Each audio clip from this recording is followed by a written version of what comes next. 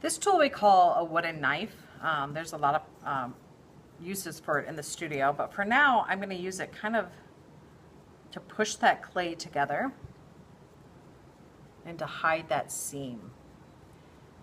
And I just go all the way around the pot, moving that clay. It's really important that you're supporting your clay. If you don't slip and score, you can still attach things, but once they get fired, they will fall apart. All right, so now I have those attached. This is a nice tool if you want to smooth something out. It's called a rib, and we call it a tooth rib. It's got this jagged edge here. You can take this and kind of scratch up the surface of where you joined your pieces. And then you use the smooth side to start smoothing that out. And with time and practice, you can get this pretty smooth. Now, what you don't want to do when you're making your pinch pots and attaching them is you don't want to get a sponge with water and start adding a lot of water. Preferably, no water at all would be great.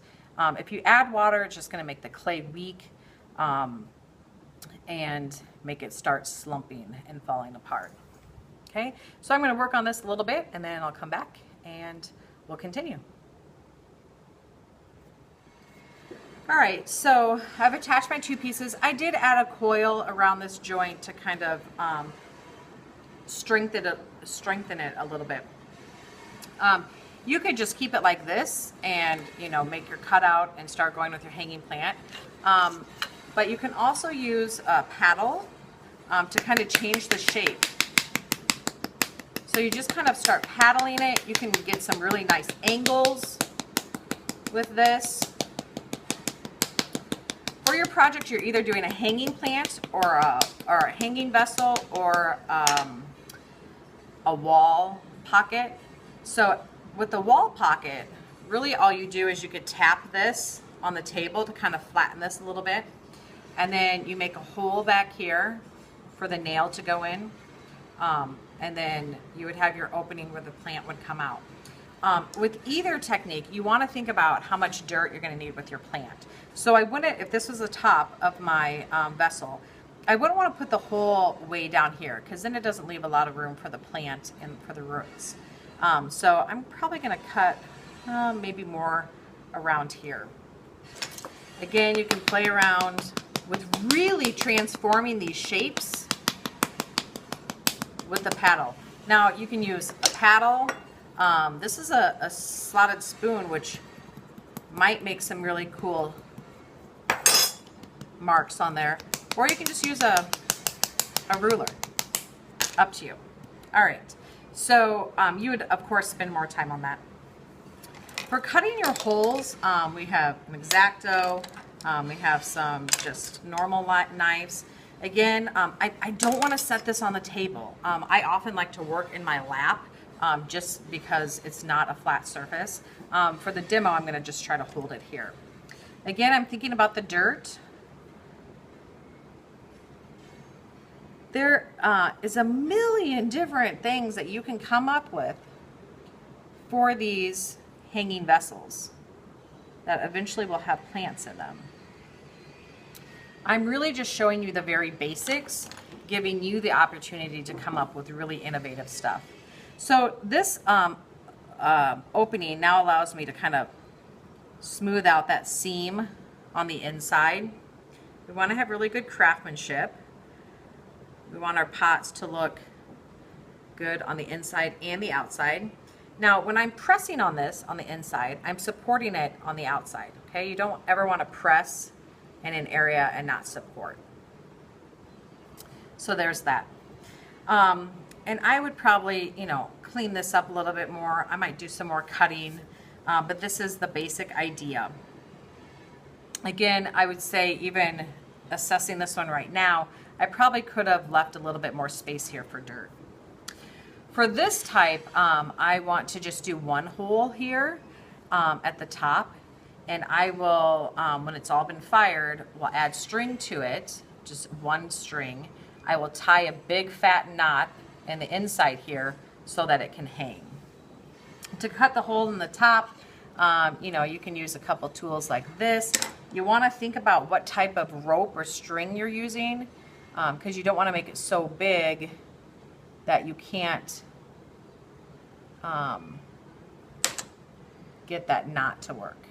Okay, so again, this is my basic shape. I'm gonna let this set up, and in a day or so, I'm gonna come back and do some more craftsmanship, smoothing things out, getting rid of sharp edges. But that is how you can do one with two spheres together. I'm gonna set that one aside, and I'm gonna look at this one. This is one that I started paddling already, and you can see you can get some really nice angles with that, and just play around with it. This gives a little bit more modern flair. You know, ceramics is all about trying things out, having things not work, and then trying something different. So for this one, I'm going to do the three string hanging. Okay, I found that 3 holes for the strings, evenly spaced, works best, kind of like a tripod situation. I'm not loving this rim, and so I'm just going to start playing around with it. This pot could probably be a little bit drier. It's still a little wet. And since I'm going with angles, I'm going to try to achieve some different angles with this rim. A little bit more modern look.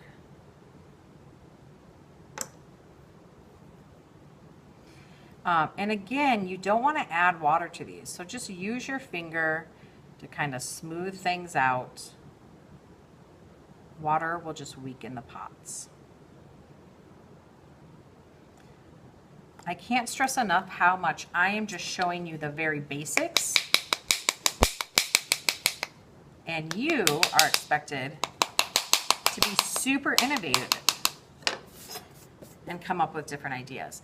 Now, once I get that paddling done, I can also tap it on the table to really define those different angles. Okay, now I have some cracks here. You know, you can take your needle tool and kind of score those together, smooth them out. You do want to take care of those because they will come back when they dry. So there's my different angles. And then again, you want to put your 3 holes in. So I'm going to try to decide, I'm going to put a hole there, a hole there, and a hole there.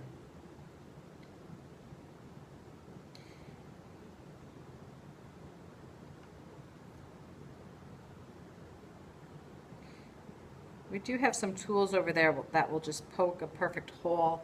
A straw works really well also to get really nice holes.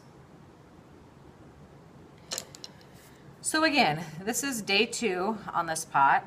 I'm going to let it set up a little bit and then really get it nice and smooth and crisp, proving good craftsmanship. All right, so this is another pot I did a day ago. So again, it's a little firm. It could be a little bit firmer. These pots, for surfaces, we're going to sgraffito, which I know you don't know what that means yet, but basically you put a colored clay, you paint a colored clay on it, and then when it gets leather hard, which you'll learn about, then you do designs through it. And so for these pots, we're going to work on pattern. And because of that, I'm going to say the smoother your surface, the better. We're not going to do any carving into these per se, because we are going to be doing that texture. But you can do things like shave some of the sides off, like so that you can get a different design. You just have to be really careful that you don't go all the way through the pot. Okay, so see how we're getting some nice angles there? Again, if my clay was a little bit drier, this would work better. So you can see that effect. So that would be slicing. All right.